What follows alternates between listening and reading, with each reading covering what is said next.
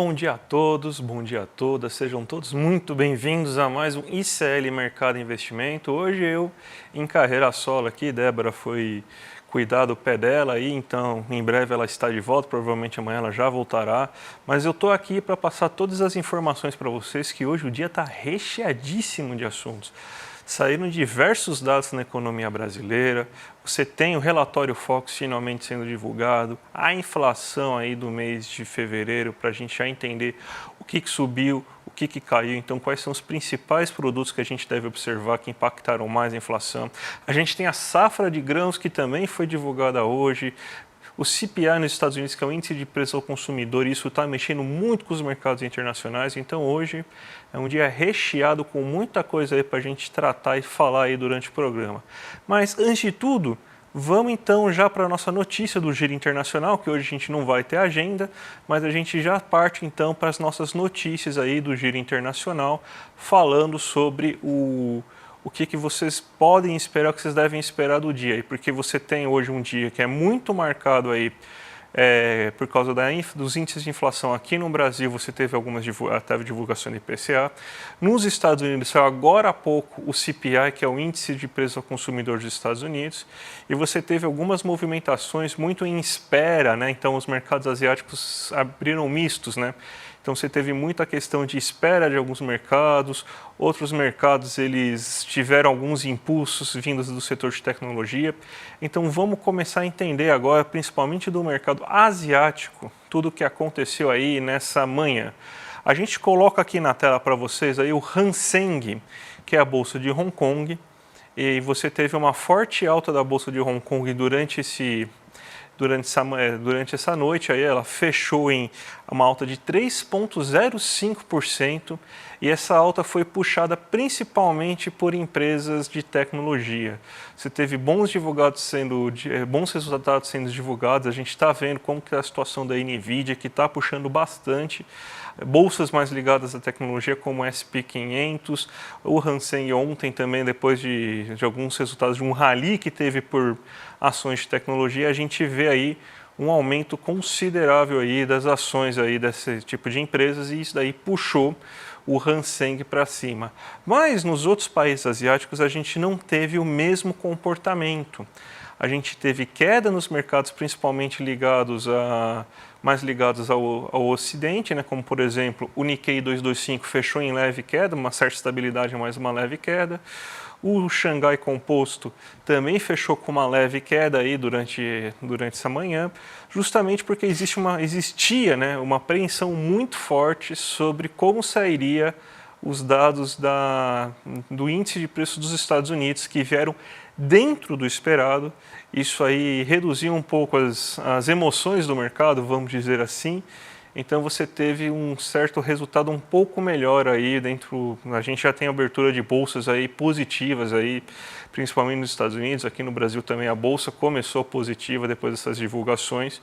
Então isso daí ajudou a acalmar um pouco o mercado, que estava com medo de uma inflação acima do esperado, mas a inflação veio bem dentro do esperado, o que deve significar que pelo menos não deve ocorrer nenhuma sinalização de uma possibilidade de alta da taxa de juros. Isso aí deve ter, inclusive, reduzido a taxa de juros de longo prazo, as treasuries de 10 anos ou mais, né, que a gente mostra aqui para vocês sempre. Então você tem que esse dado sobre a inflação dos Estados Unidos deu uma boa ajudada agora aí nessa situação. Mas vamos agora para o Brasil, porque no Brasil que você tem uma grande quantidade aí de coisas, de informações que saíram, e você tem justamente o Boletim Focus sendo divulgado, né? Então, o Boletim Focus, que costuma sair toda segunda-feira, ele acabou saindo na terça-feira, mas ele mostrou aí que ele continua com o mesmo cenário do que ele estava prevendo antes, né? Mesmo com uma leve alta da inflação aí para esse momento. A gente tem aqui, então, um resumo do que aconteceu no Boletim Focus agora, com uma alta tanto do IPCA quanto do PIB para esse ano. Então você estava com o IPCA previsto de 3,76%, e agora você tem um IPCA previsto de 3,77%. A gente lembra, né, que você teve a divulgação do IPCA 15, né, nas últimas semanas. Hoje saiu o IPCA fechado, mas a divulgação do IPCA 15 veio um pouco abaixo do esperado, mas com um forte aumento do preço dos alimentos. Você teve também a divulgação de outros índices inflacionários, como o IGPM, a própria cesta básica calculada pelo Diese, o FGV também mostrou sua cesta básica, e em todos esses ambientes a situação foi a mesma, com uma alta do preço dos alimentos, o que impactou bastante a inflação. Então, eles fizeram aqui um leve reajuste em relação a isso. Então, eles subiram um pouquinho, né, a previsão da inflação para esse momento, justamente por causa desse maior impacto dos alimentos que eles acreditam ter, mas a gente ainda está, pelo menos nas previsões aí que o mercado financeiro está fazendo, bem dentro daquilo que está sendo esperado, porque a gente tem então uma meta para ser batida, a meta é de 3%, mas o teto da meta é de 4,25%, então a gente está bem dentro ainda da meta esperada, então a gente tem que ter uma inflação abaixo de 4,25%, se a gente continuar nesse nível aí, de inflação esperada, a gente provavelmente deve fechar com certo conforto o índice esperado aí para esse ano.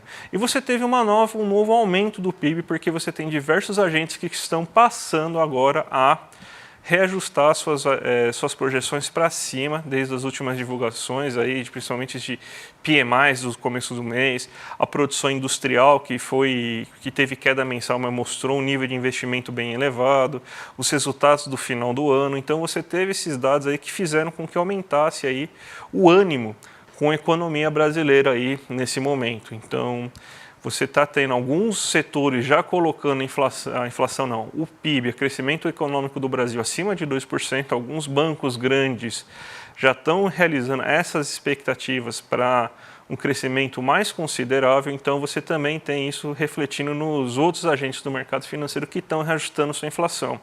Então, em média, você tem esse 1,78% de previsão, mas alguns agentes já chegando, inclusive, em 2% de previsão do PIB. O câmbio, você continua ele sendo previsto a R$ 4,93 ao final do ano de 2024 e ainda a mesma taxa Selic de final do ano, que mostra que o mercado acredita, inclusive apoia, né, a continuidade da política de redução da taxa Selic, mais no ritmo que ela está, sem nenhuma aceleração. Então, deve-se manter ainda o ritmo de queda de 0,5 ponto percentual a cada nova rodada, a cada nova reunião que o Copom fizer aí nesse momento. Se a gente falou agora da expectativa da inflação, a gente pode passar para falar da inflação em si, porque foi divulgada agora nessa manhã a inflação de fevereiro.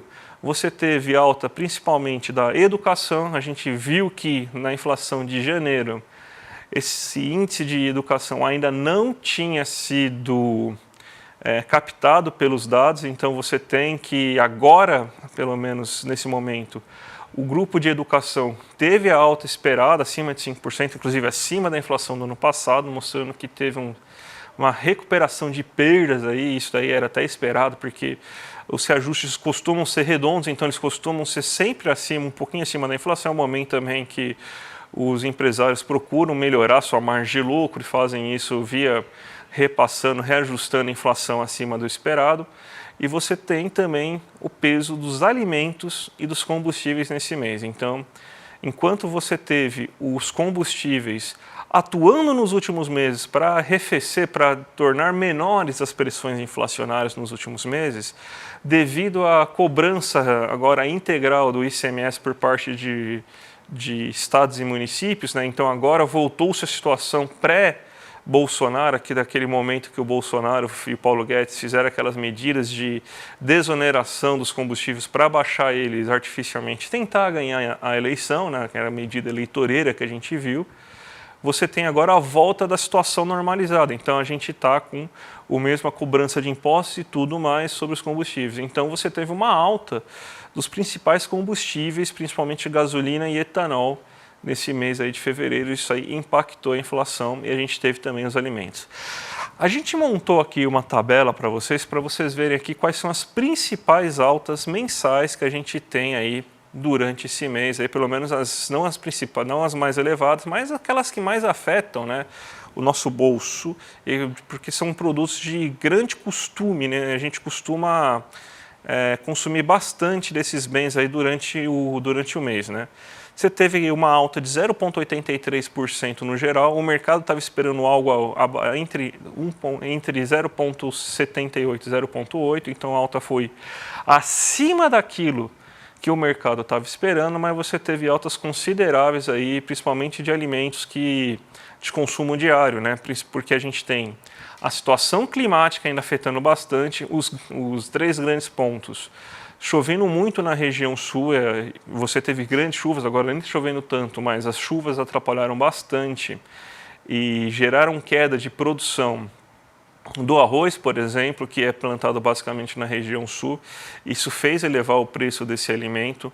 Você tem problemas climáticos no Nordeste quando está fazendo uma seca maior do que a esperada e lá que se planta bastante o feijão, então você tem também esse grão sofrendo devido a isso e o grande cinturão verde aí das metrópoles, né? Porque são lá que são produzidas principalmente as hortaliças, leguminosas, as frutas não, mas as hortaliças e leguminosas acabam sendo produzidas lá. Isso aí está elevando o preço dessa categoria de bens. Então a gente tem essa tempestade perfeita para fazer com que quase todos os alimentos de consumo diário acabem se elevando com o preço. A gente pega aqui alguns exemplos para a gente falar mais, né, como o arroz, que cresceu 3,69%, feijão acima de 5%. A batata estava crescendo bem mais, a gente já tem uma certa desaceleração do crescimento do preço da batata, que estava crescendo acima de 20%, 25% nos últimos meses, mas está crescendo agora 6,79% o preço da batata em fevereiro. O tomate ficou instável, 0,09%, a cebola cresceu 7,37% e a cenoura 9,13%. Até fui no mercado esse fim de semana e você vê a qualidade, está difícil inclusive, porque além de aumentar o preço, a qualidade dos produtos está muito baixa, as cebolas estão muito feias, as cenouras muito feias, o próprio tomate que não subiu o preço, mas também estava muito feio, justamente porque você tem uma produção menor e de menor qualidade desses bens. Hortaliças também teve um aumento de 2,31%, as frutas de 3,74%. O único item mais relevante que teve uma queda aí foi o de carnes. As carnes caíram 0,58% aí nesse mês.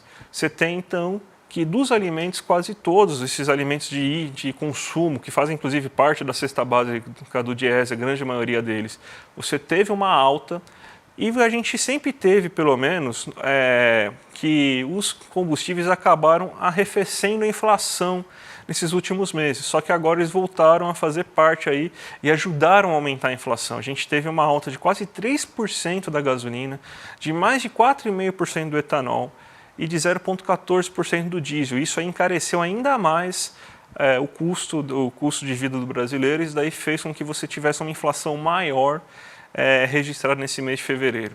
E você teve também os cursos, que de maneira geral subiram quase 5%, mas você teve cursos aí, por exemplo, que subiram mais do que 6%, mais do que 7%. Quando a gente fala de cursos, a educação infantil, o ensino médio, que é educação fundamental, ensino médio, ensino superiores, cursos técnicos de línguas e tudo mais. Então esses cursos se elevaram consideravelmente. Então foi isso que fez com que a inflação acabasse se elevando aí consideravelmente nesse mês aí de fevereiro. A gente sempre monta, né, para vocês, inclusive, né, aquele gráfico, né, que é cálculo meu, que mostra como que a inflação afetou os diversos ramos, né, os diversos grupinhos que a gente observa aí nesse que a gente gasta geralmente o nosso dinheiro, né? O açougue, mesmo com a queda da carne, a gente teve um aumento da carne de frango. Então você teve então que o açougue cresceu, teve um aumento do preço de 0,12%, um aumento bem baixo se a gente observar. E em 12 meses é o nosso melhor resultado. Então as carnes continuam num patamar bem baixo, a gente está pagando 7,3% a menos nas carnes do que a gente pagava anteriormente. A feira é nosso grande vilão, porque justamente são esses itens que estão crescendo muito, né? Hortaliças, frutas, verduras, tubérculos, leguminosas. Então são esses itens aí que você está tendo esse grande problema agora.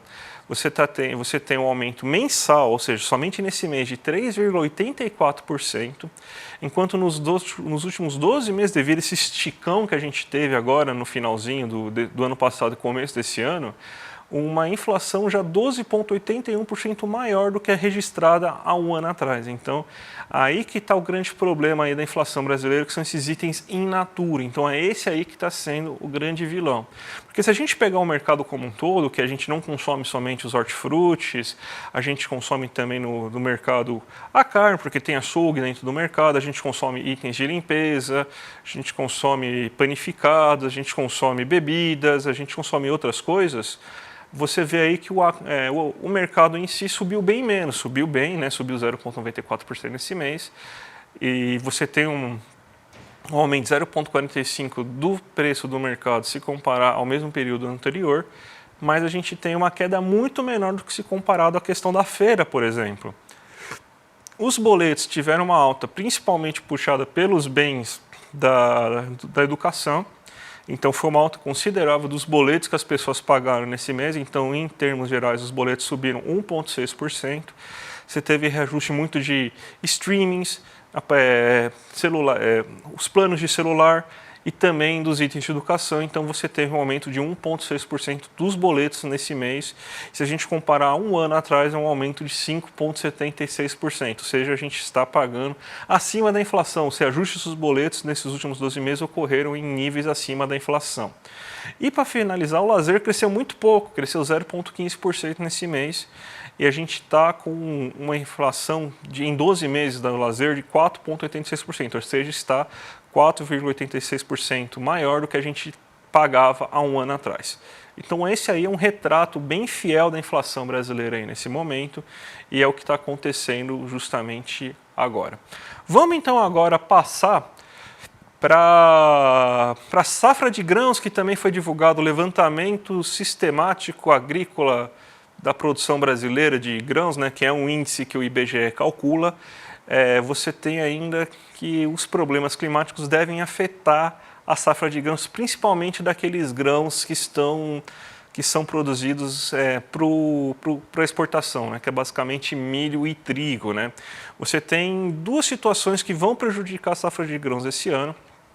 Primeira, é que você tem menos terras, principalmente para o milho, que vão ser destinadas ao plantio do milho, algumas terras que vão ser destinadas desse plantio do milho para produções de alimentos internos. Acredite você, o agro quer aumentar um pouquinho a produção de alimentos internos, mas não é porque eles são bonzinhos, é porque o preço está muito elevado, então eles estão considerando que vale a pena aumentar a produção de arroz e feijão para aproveitar essa alta do preço pelo menos por algum tempo, enquanto você não consegue aí recompor esse mercado de milho. E o segundo ponto é que você também tem um desestímulo de um aumento na quantidade de milho plantada, ou seja, até por isso que eles vão usar essas áreas plantadas para você ter maior produção de arroz e feijão, porque alguns mercados eles já estão se recuperando. A gente se aproveitou muito da Ucrânia, que era um grande vendedor de milho para a Europa. A Ucrânia ainda não está se recuperando, mas os Estados Unidos tiveram grandes problemas climáticos nos últimos anos e a gente pegou muito mercado norte-americano também na produção de milho. Então o milho começou a ser um grande motor, inclusive assegurou a agropecuária brasileira num ano que você teve uma forte chuva no sul do país e secas na região do Mato Grosso, que fez despencar a produção de soja. Então foi o milho que acabou segurando a agropecuária brasileira aí durante o ano de 2022, quando você teve essa queda. Então agora você tem os mercados de milho se recuperando e então você tem uma concorrência maior e está desestimulando aí essa produção de milho, e você deve ter uma produção bem menor, além, claro, também dos problemas climáticos que estão arrebentando as produções agrícolas no Brasil. Se está sofrendo nos alimentos que a gente consome internamente, você também vai ter um efeito nos alimentos que a gente consome externamente. A gente tem um gráfico aqui para mostrar para vocês aqui, ó, como que está a variação estimada da produção de grãos. Você tem que o arroz e o feijão são os que vão ter uma alta mais considerável, né? Justamente você tem uma alta de 1,3% da produção de arroz estimada, né, de 4,7% da produção de feijão de primeira safra e de 20,7% da produção de feijão de segunda safra. A safrinha, né, que é a terceira produção de feijão, ela vai ter uma queda de 7,1%, mas é muito compensada pela primeira e segunda produção de feijão aí do ano. O trigo você também tem um aumento na produção de trigo esperada, vai aumentar bastante, 24,2%. O trigo está cada vez tomando um protagonismo maior, a gente disputa muito com a Argentina esse mercado de trigo, mas a gente está plantando trigo aqui no Brasil, um trigo que aguenta as condições climáticas de sementes modificadas via Embrapa, então a gente tem também uma boa situação do trigo. E os bens que a gente tem de maior volume exportado, que é o milho e a soja, vão ter quedas de produção esse ano. 9,6% do milho de primeira safra, 11,2% do milho de segunda safra e 1,8% da soja no geral. Isso aí vai reduzir, já que quando a gente fala de milho e soja, a gente está falando de 75% da produção agrícola brasileira. Então, uma queda dessa vai gerar impacto. Então, é estimado que você tem uma produção pelo menos 4,5%, 4,8% menor, ou seja, mais de 4% de queda de produção se comparado ao ano passado. Importante lembrar também que a gente teve um recorde na produção do ano passado, né? Então não era esperado uma produção tão elevada, mas os fatores climáticos vão acabar atrapalhando, principalmente porque vão reduzir a produção de milho e soja, então a gente não vai ter ano recorde, a gente vai ter uma produção menor de grãos para esse próximo ano. E para a gente acabar com o nosso giro de notícias aqui do Brasil, a gente tem uma notícia boa aqui para falar para vocês, que é em relação à renda do brasileiro, né? Você teve então um aumento de 11,7% em 2023 da renda do brasileiro aqui nesse momento. Aconteceu algum acidente aqui, não sei o que aconteceu, mas segue o barco, segue o jogo, gente. Então você teve um aumento da renda do brasileiro em 11,7% em 2023. Essa é a maior renda desde que o Plano Real foi iniciado. Para vocês terem uma ideia, uma das coisas que o Plano Real fez e beneficiou muito o brasileiro em 94 foi que você, graças à queda da inflação, você começou a dar poder de compra, ou seja, ganho real do salário do brasileiro. Isso aumentou consideravelmente o salário com a questão da controle inflacionário. A gente tem agora, quando a gente está falando aqui de 2023, a gente estava numa base muito baixa, muito parecido com o que a gente estava mais ou menos em 94 mesmo, só que a gente fez essa renda crescer via políticas de distribuição de renda. A gente está com uma política de distribuição de renda bem forte agora, nesse momento, com o Bolsa Família bem volumoso aí sendo pago para as pessoas e também aumento do salário mínimo. Então isso aí é muito importante. Então esse é um ótimo dado que o governo Lula está trazendo aí para a gente, porque aumento de renda aí é uma coisa que ajuda bastante, as pessoas vão acabar utilizando isso com o consumo de maiores serviços, de maior comércio. Isso daí vai estimular a indústria a produzir mais, então é um bom resultado que a gente tem agora nesse momento. Então vamos agora, eu vou colocar aqui na minha tela o giro de mercado aqui para a gente fechar o dia de hoje, porque a gente teve aí um mercado que está bem animadinho no dia de hoje, aqui está na minha tela inclusive já. Se vocês puderem colocar aí, muito obrigado. Está aqui na minha tela aqui o giro de mercado de hoje, que você tem que o Ibovespa está se recuperando, ontem já se recuperou com a alta da Petrobras, inclusive você teve um aumento na cotação aí da Petrobras, porque teve muita choradeira, muita chiadeira, e aquele movimento foi muito para dar mais recado lá, que o mercado não gostou daquilo, mas a queda foi exagerada. Então a gente já começa a ter uma recuperação aí dos ativos da Petrobras, mesmo com uma bolsa, uma Vale, né? Não conseguindo ter uma boa recuperação, porque o minério de ferro está muito baixo lá, mas a gente tem uma volta e também impulsionada pelas notícias de Nova York. Então Nova York também puxando o mercado brasileiro, porque sem o aumento das Treasuries você tem mais liquidez aí para mercados emergentes aí. Então você tem essa alta. A Nasdaq está subindo 0,93%, o S&P 500 0,84%. Os dois puxados pelo aumento, pela queda da aversão ao risco, ou seja, mais gente querendo tomar um pouco mais de risco por causa da notícia aí da inflação dos Estados Unidos, que deve fazer com que fique adiada, pelo menos adiada, a decisão de aumentar juros. Inclusive pode colocar no radar, no médio prazo, de novo, uma queda na taxa de juros da economia americana. E você também tem na S&P 500 o efeito de ações de tecnologia também impulsionando aí a empresa nesse momento. Os mercados asiáticos que ficaram bem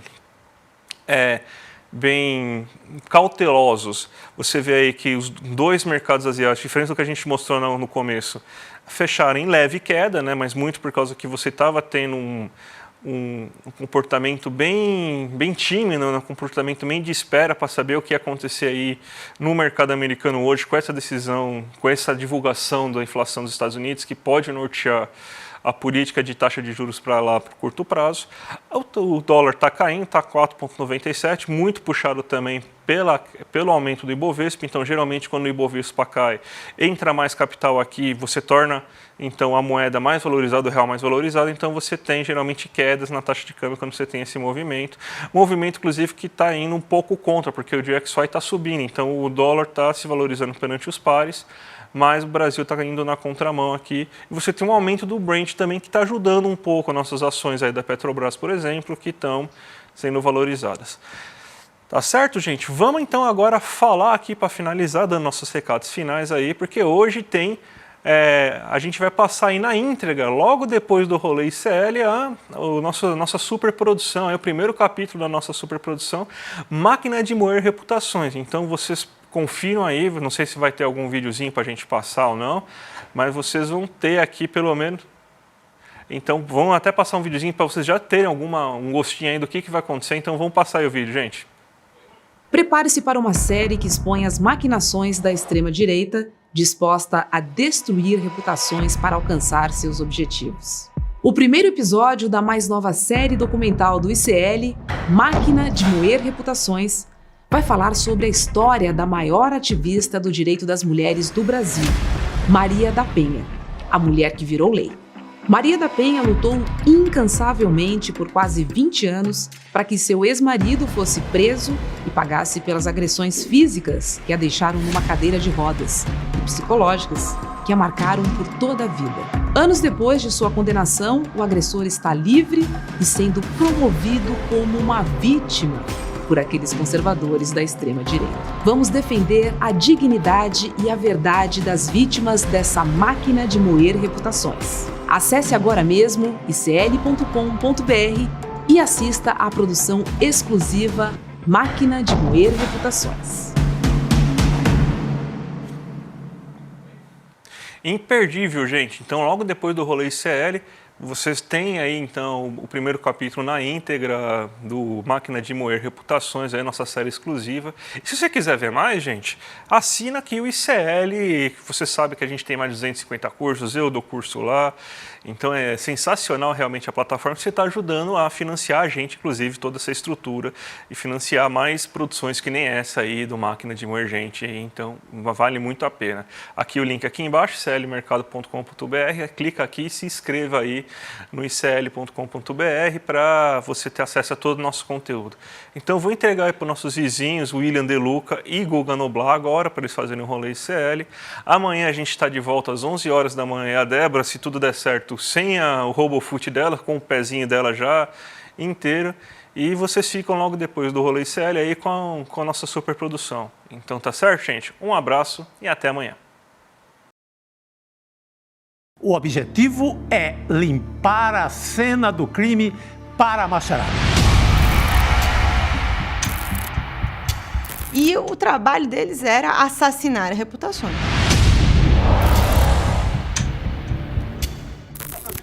Aí do olha um freio da vida aí, esse energúmeno aí.